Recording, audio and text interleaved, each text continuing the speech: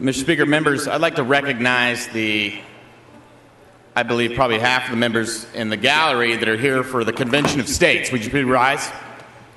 Would you rise, friends? We also want to thank Representative Rick Miller for all the work he's done on SJR 2.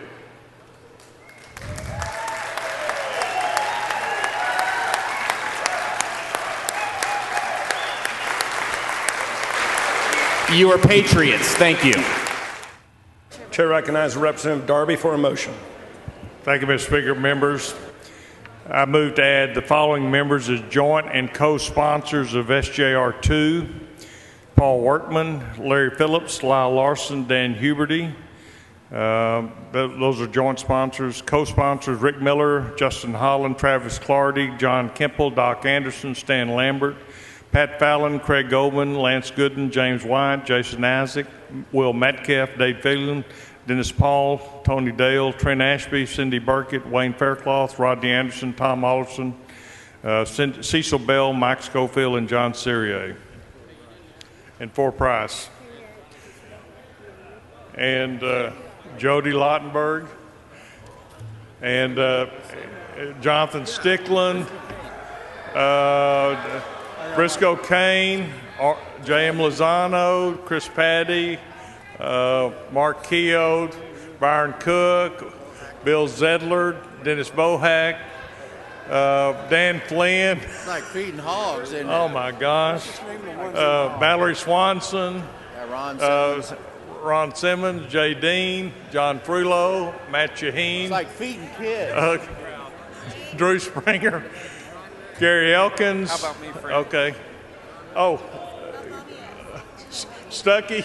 What about your Highland Lakes? Okay, Wilson, Rainey, Frank, Bales, Roberts, Tan Parker, okay, Matt Krause, Jim Murphy, Phil Stevenson, Schaefer, Leach, Button, Wilson, Shaheen, Guerin, Rinaldi, Ed Thompson, Greg Bonin, Burrs, Smithy, Click, Cosper, Gooden. Mr. Desautels, for what purpose? Cole Hefner. Mr. Speaker, will you accept a motion to add all Republican names to this resolution? Okay, John Ray, Mike Lang, Landgraf, and obviously the Undertaker, Hunter. Okay. Gary Van Dieter, Burns, Capriglione. Anybody else in the gallery? Huh? I know some of the president's name, didn't it? Clerk will read the resolution. SJR 2 by Birdwell, applying to Congress of the United States to call a convention under Article 5 of the United States Constitution for the limited purpose of proposing one or more amendments to the Constitution to impose fiscal restraints on the federal government, to limit the powers and jurisdiction of the federal government, and to limit the term of office of federal officials and members of Congress. Chair recognizes Representative Miller. Thank you very much, Mr. Speaker. Members, this is a resolution that we passed out of the House last session, 2015. The companion bills to this are Senate Bill 21, which we just passed on third reading, and SJR 38, which was passed yesterday without a third reading required. The other point I'd like to make, most of you know what this bill is all about, what this resolution is all about. I want to say that this is not a partisan issue. It should not be a partisan issue. Okay, with the administration change this past year, we're still bringing this forward because we believe that the federal government is out of control.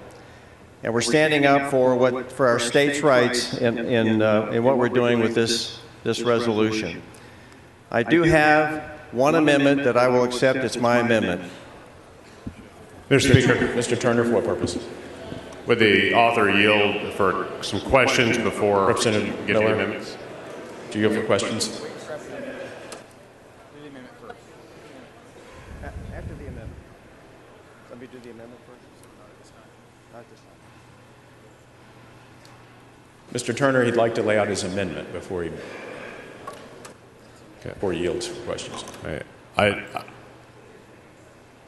I'd like to ask some questions about the underlying SJR itself, if that's possible. Before, I'm sure I'll have questions on the amendments also, but I know once we're on the amendments, we're supposed to talk about amendments. So I wonder if we could talk about the SJR itself. I'd like to lay out the amendment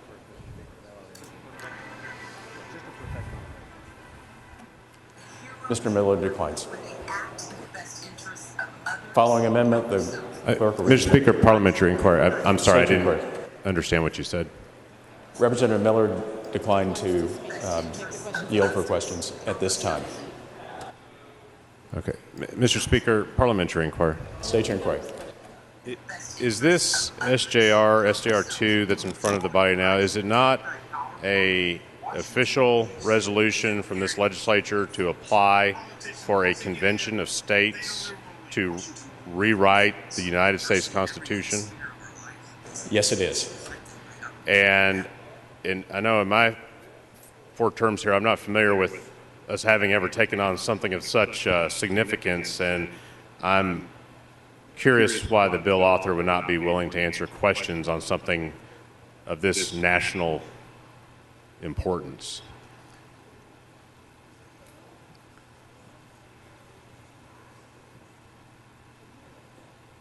Mr. Turner, the chair is sort of constrained by the wishes of the member.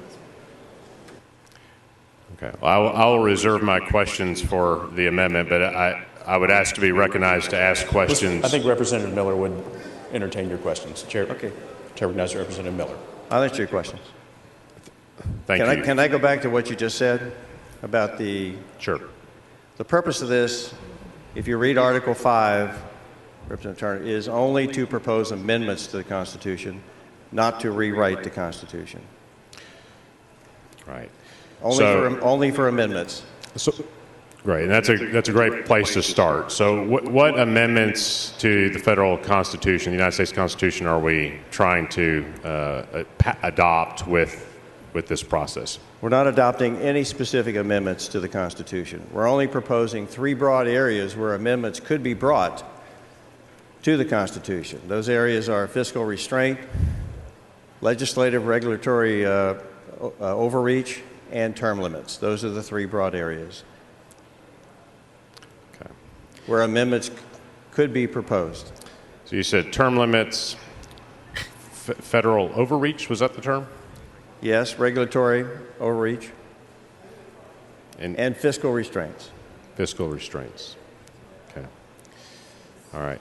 And our Constitution has been in effect for 240 years. I think most of us would agree. We live in the greatest country in the world. We've been served well, right, by and large, by the wisdom of our founders who wrote the Constitution in 1787.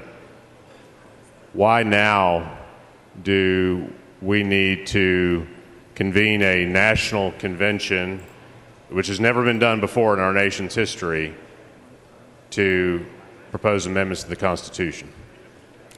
Because we believe that the federal government is out of control, and they're not going to do it themselves. They've made it perfectly obvious that they're not going to rein themselves in. The states actually put the federal government in place. The states have this right, according to Article 5, to petition the Congress to convene a convention of the states for the sole purpose of proposing amendments to the Constitution. Yes, they do. And has our Constitution been amended before? I believe it has, 27 times. 27 times, that's my understanding. But we've never had one of these conventions yet. The American people, through the representatives, have been successful in amending our Constitution 27 times in the last... In 1992, I think, was the last time. Okay. And so what is wrong with the process that we have used for the last 240 years, starting with the Bill of Rights, up through the last century, to amend the Constitution, that we can't pursue amendments to the U.S. Constitution in that regard? It now requires a convention of states. There's nothing wrong with that process, but they haven't done it. And so when we have nearly a $20 trillion debt, it's obvious that something needs to be done in the fiscal area. Yeah. Okay? It's I agree. obvious. And they haven't shown any indication that they're going to do that. That's what this does. It enables that to happen. Right. And so is the national debt your primary concern in bringing this resolution to us? No, that's not the primary concern. I have concerns in all three, as this puts forward all three of those areas that I just mentioned to you. What's the greatest concern? What's the most important, compelling reason for us to take what I think would be considered a radical step, and that has never been done before, to have a constitutional convention? Well, I don't think it's radical at all, because the framers and founders put it in our Constitution that the states could do that. That's not radical. But my question is, what is, do you think, the most compelling issue that needs to be addressed? If this is successful and other states also petition and we have such a convention, what's the most compelling issue that needs to be addressed? I think the most compelling right now, I would say, was the debt and the fact that we don't have a balanced budget. The debt and the balanced budget. I think the fiscal area is probably the most important thing at this point. Okay. And I agree. Our national debt is high, certainly. I think it's very high. Do you know when the national debt started increasing in such a dramatic fashion, Mr. Miller? I'm not sure when it did. Okay. Well, it was about 40 years ago. It was in the 1980s. Okay. The national debt steadily rose throughout the Reagan administration, and we ran deficits continuously until the late 1990s, when under President Clinton, we no longer ran deficits. We were actually beginning to pay down the national debt. Were you aware of that? I'm sorry, I didn't catch that.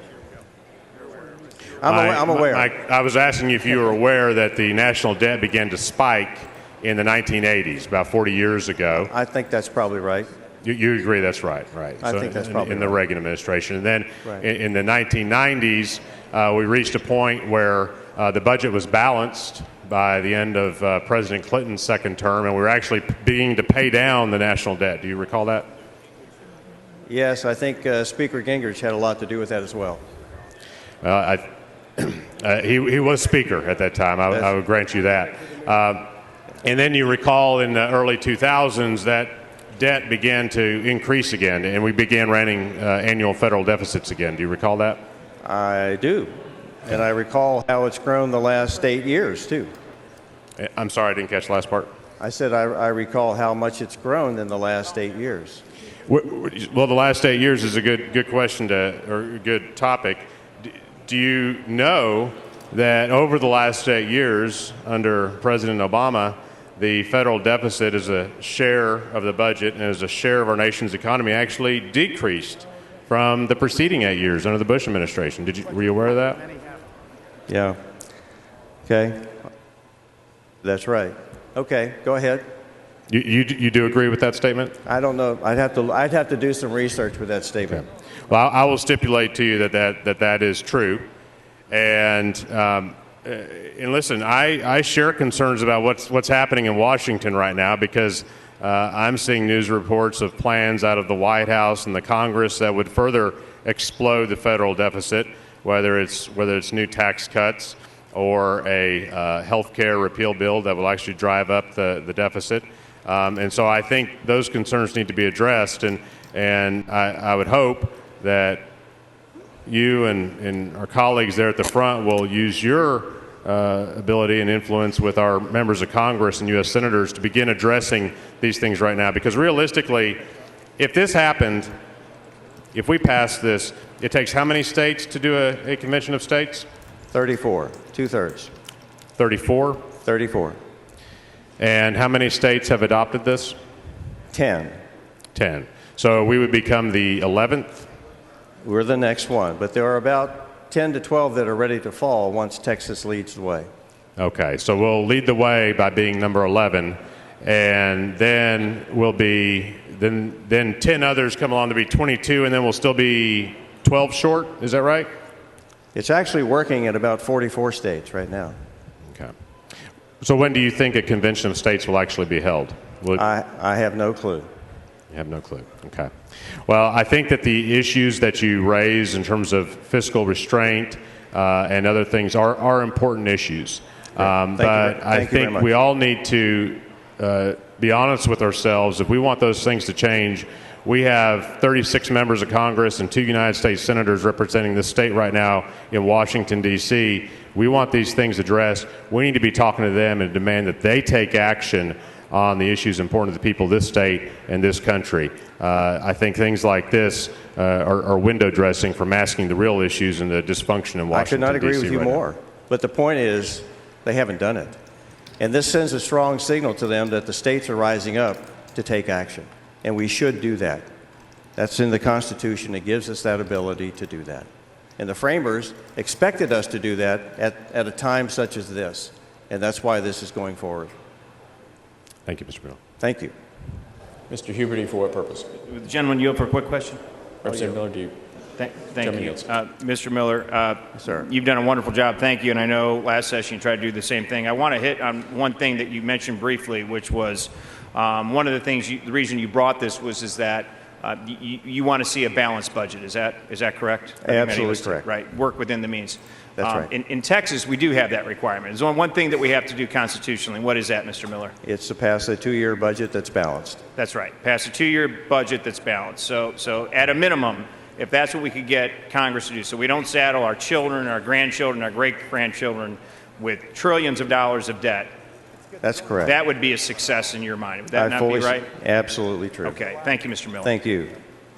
Mr. Speaker, For what purpose? gentleman yield for a question. Representative Miller, do you yield for question? I will yield for questions. Mr. Miller, were you aware that, you hear this a lot, that the Obama administration had reduced the deficit in half? You've heard that. I think we just had a question about that. Yes. I think a lot of members may not be aware that they first quadrupled it. Were you aware of that? As soon Yes. as they took over from the Bush Yes. administration? Yes. The deficit quadrupled, and then they cut it in half. Yes. And do you know what the deficit, how much the debt rather increased in the 8 years that President Obama was in office? I don't have that number. I believe it's $10 trillion, so it doubled in those 8 years. Right. So it's clearly, would you agree with me that that's out of control? The federal government is out of control. I agree. And that spending? Yes. And that balanced budget I amendment agree. may preserve this nation for our children and their children, our grandchildren? Yes, I agree. Thank you, Mr. Speaker. Thank you very Thank much. you, Could we have the amendment? Mr. Nevadas, for what purpose? Question of the Representative author, Miller, do you please. yield for questions? Gentleman yields. Mr. Miller, I've got a couple of logistical questions. Okay. So normally we pass a bill, it goes to the House, they run it through a committee, it comes to the Senate. Thank you, Mr. Speaker, to the Senate. I was giving you a promotion, Mr. Miller, to the Senate. It goes to a committee in the Senate. They hear it, put it on the Senate floor, and it passes, and then it goes to the governor's desk. Correct? Correct. In this case, since it's the governor's emergency action, it seems that what the House may do, Senate may echo, and then it'll go to the governor's desk and he'll sign it, correct? That's not this case. This does not go to the governor. Okay, so what happens with it logistically? When we pass this bill today, it goes to the Secretary of Oh, State. hold on. It's not a bill, it's a resolution. When right? this resolution gets passed today, it goes to the Secretary of State's office, and then it's distributed to Congress. Okay, and then to who in Congress? It goes to Congress. Okay, to, I'm curious. I'm not trying to ask you like Eddie Haskell would ask you. I'm asking you for real.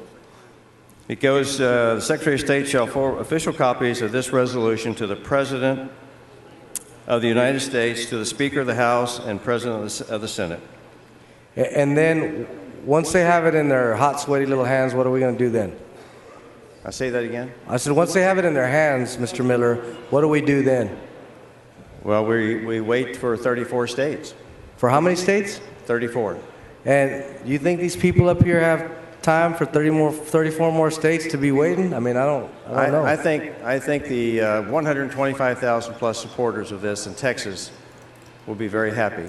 They'll be happy to know and that they're 34 states away No, from actually, will be about 23 states away. 23 states away. Which states are there? We're going to be away. Can you tick them off? I can, Mr. Kane indicates that he may know what they are. Why don't you whisper them into Mr. Miller's ear? Not too close, though. I don't know. I don't. I can tell you mostly who's I mean, passed from Mr. Florida Miller- to Alaska, Oklahoma, Tennessee, I mean, North Dakota. Again, indulge me a little bit. And the reason I ask is because there's a lot of interest in the chamber, and I just want to make sure that everybody knows what they're buying into. Yeah, I think they're all aware of what they're buying into. Okay. I think they're well educated on this process. I know, and I visited with some of these folks, and it seems like they know, but I think there's a lot of pitfalls in terms of, I think the Rolling Stones said it best, you can't always get what you want, right? That's for sure. All right. Thank you, Mr. Miller. You're welcome. Mr. Speaker, will the gentleman yield? Representative Miller, do you yield for a question from Mr. Gutierrez?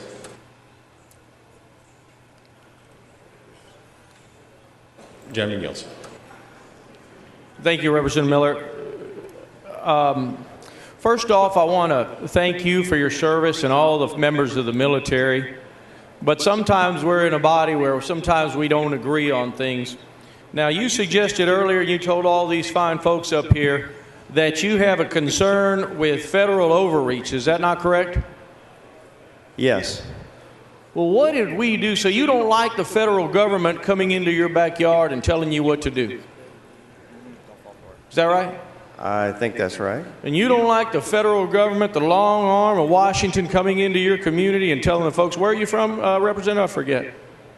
I'm from Fort Bend. Fort County. Bend. You don't like them telling the folks in Fort Bend what to do. Is that right? Correct.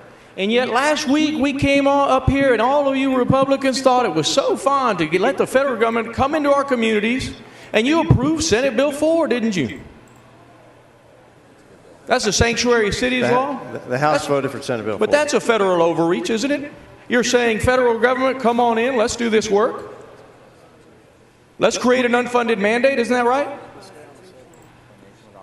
And so how do you tell all these good folks up there, what do you tell all those good folks about the unfunded mandate we did last week? We're here to discuss this resolution, okay? But that's my point, Representative Miller. It is. We're here talking about your so-called federal overreach, and yet your own party just last week suggested to all of us that we want to have more federal government in our backyard, we want to abrogate local control, and I know we don't want to talk about this, but this is what happened. This is what happened last week in this House, sir. And so now you've come to us today and you've said, we don't want federal overreach. Well, that's what happened last week in the Republican Party, in the House, in the Senate, and now the governor's office. That's exactly what they've done. And so I want all you folks to know, I want all you folks to know that Ronald Reagan is long gone and dead in the Republican Party, and he'd be rolling in his grave. Okay. Mr. Speaker. Representative Hefner raises a point of order. The gentleman's time's expired. Point of order is well taken and sustained.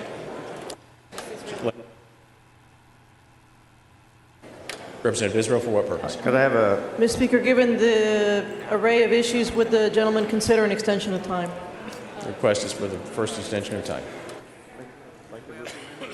Can I lay out my amendment? So the objection, chair, is none. The gentleman's time is extended. Representative Israel, for what purpose? Thank you, Mr. Speaker. Thank you, Representative Miller. Representative Miller, I know that you come from a good place in bringing this resolution forward, but if we were ever to organize ourselves as a nation to have an open and honest discussion about what we wanted to change in the Constitution, you fully recognize that there would be a lot of things that I would like to change that you may or may not agree with me should also change. Is that correct? That's quite possible. Rereading the Constitution briefly today while we were having some downtime, I noticed that there's some language in the Constitution that says the President of the United States should be someone who's born and naturalized in the United States of America. That's an area in which I think we ought to change the Constitution. Do you agree that that's a potential area of change in the United States Constitution? I haven't thought about that, so I wouldn't respond to that. And I would be remiss as a member of the LGBT community if I didn't also point out that there would be a lot of us who would be very interested in fully defining equality and being fully accepted by this country's Constitution. Do you agree that that would also be an area in which we could possibly change and improve our United States Constitution? I don't think that is a possible amendment that could be made at a convention of the states. I don't need to address that today. there would be those who have felt disenfranchised, who would want to use a convention of states to be fully included in what would be perceived as the revised Constitution of the United States of America. I think there would be those who would be very interested in changing that Constitution in that way. Okay. That's why we're calling for a convention of the states, to think about all those issues. Thank you, Mr. Miller. You're welcome. Mr. Speaker. Mr. Rodriguez, for a purpose. Will John yield for a question? Representative Miller, do you have a question? Sure. Representative Miller, thank you. And I know you put a lot of time and effort in this, but my question, quite sincerely, you mentioned 3 major subject areas or issue areas. So if this were to pass, are we limiting ourselves? Or can that be expanded next session? Can we expand it to different subject matters? As we see, to get 36 states might take a little while. So are we just limiting ourselves to those 3 subject matters, or can that be expanded in the future? We're limiting ourselves to these 3 broad areas with this resolution. Right. If you wanted to add more, we'd have to redo this with a whole different effort. So we can either do like amendments now or come next session and do another I'm only going to accept one amendment. That's the fine. amendment. I'm not saying, I'm just, Right. that's how we would do it. I'm saying procedurally, that's how we would have to do it. Right. That's right. And then if we wanted to add something, we would have to bring another bill up next session or whenever that would happen to add certain things to this. Is that correct? You'd have to do a whole new effort to call a convention of the states. Okay. Thank you. Okay. Mr. Speaker. What's that? Mr. Leach, for a purpose. Will the gentleman yield for questions? Representative Miller, do you have a question? No. I'd like to lay out my amendment. He'd like to lay out his amendment. Then I'll answer questions. All right. Following amendment, the clerk will read the amendment. Amendment by Miller. Chair recognizes Representative Miller. Thank you, Mr. Speaker. Okay, this amendment strikes, it's a perfecting amendment, it strikes on page 2 of the resolution, line 22 through page 3, line 1. And the reason it does that is because we've already passed on third reading SB 21 and SJR 38 is passed out of the House yesterday. It's acceptable to the author. It's acceptable to the author. Representative Miller sends up an amendment acceptable to the author. Their objection. Is there objection? Chair hears none. The amendment is adopted. There is objection. There is objection. This is a record vote. The clerk will ring the bell.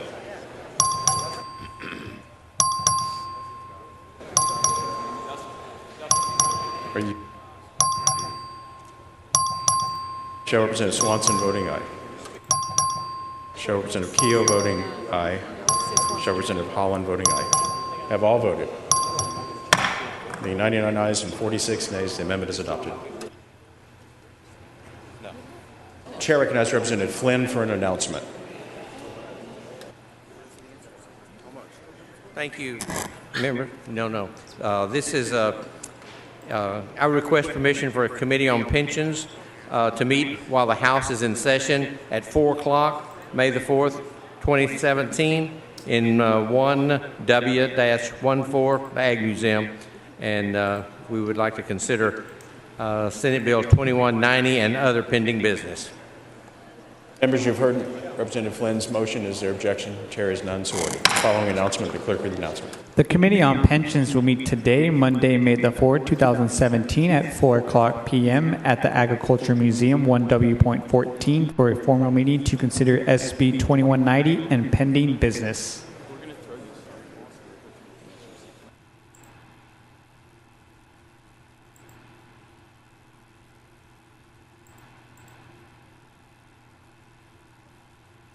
The following amendment, the clerk with the amendment.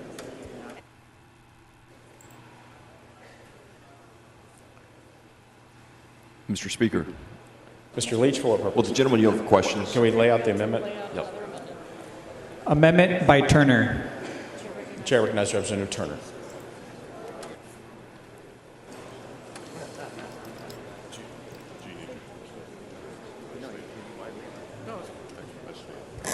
Thank you, Mr. Speaker. Members, this is a very simple amendment that I think everybody should be very comfortable supporting. The bill, or the SJR, as Mr. Miller talked about a moment ago, has to deal with 3 issues, one of which is limiting the terms of office of federal officials and members of Congress. And my amendment simply adds to that the additional language to remove from office those officials and members found to have colluded with foreign governments. Members, our country has been rocked these last several months by revelations of foreign governments interfering in our national elections for the purposes of electing President Trump to office. And many questions remain about whether or not officials with the Trump organization colluded with Vladimir Putin and the Russian government to aid in his election. And in fact, I filed an HCR on this very issue. And we know that the Washington Post reported last year that the FBI had alerted Arizona election officials that Russians were behind in an assault on their state's voter registration system, causing that system to be shut down for nearly a week. A similar attack was made on the voter database in Illinois that was traced back to the Russians. These findings were so severe that in late December, President Obama took additional steps to address the national emergency with respect to significant malicious cyber-enabled activities, imposing sanctions on Russia. And just 8 days later, the Office of the Director of National Intelligence released an intelligence community assessment of Russian activities and intentions in recent U.S. elections, which determined that Russian President Vladimir Putin ordered his country's campaign to influence the 2016 election, that the campaign was multifaceted, that the influence effort was the boldest yet in the United States, and the election operation signaled a new normal in Russian intelligence endeavors. And then in March, FBI Director James Comey testified before the House Intelligence Committee to confirm his agency's wide-ranging investigation of Russian meddling in the 2016 election, which was ordered by President Vladimir Putin to undermine Hillary Clinton's bid for office and improve the odds for Donald Trump. And Mr. Comey noted that the Russians were successful injecting chaos and discord, his words, into the electoral process and consequently could be expected to resume such activities in future elections. And members, we have an obligation to make sure that our elections are sacrosanct and protected from outside foreign influences. We'll have another election in 3 years. I have no idea if this convention of states will ever occur, and if it does, if it'll occur before the next presidential election. But if it does, we should take every opportunity to ensure that we will not tolerate federal influence in federal elections, and we should remove from office any federal officials found to have colluded. That's what this amendment does. I move adoption.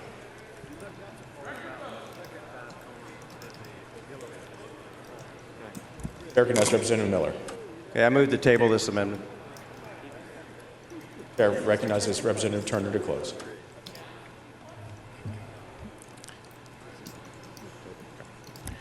Thank you, Mr. Speaker. Members, again, this is a very simple amendment.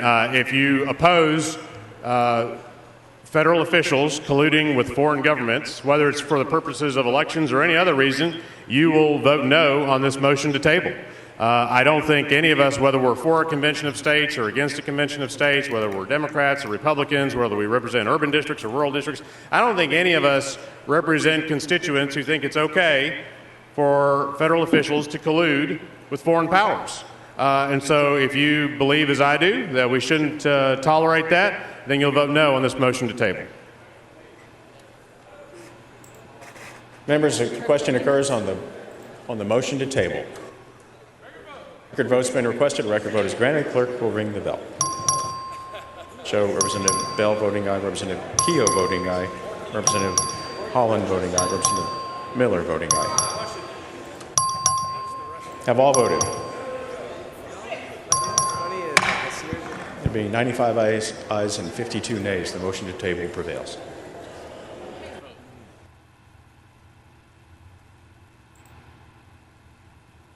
Anyone wishing to speak on, for, or against SJR 2? If not, the chair recognizes Representative Miller. Mr. Speaker, members, I move passage. Members, the question occurs on the adoption of SJR 2. The record vote, the clerk ring the bell.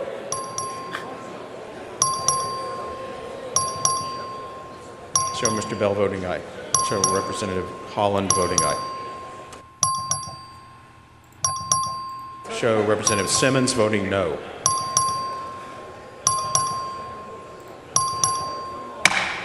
Being 94 ayes and 51 nays, SJR 2 is finally passed.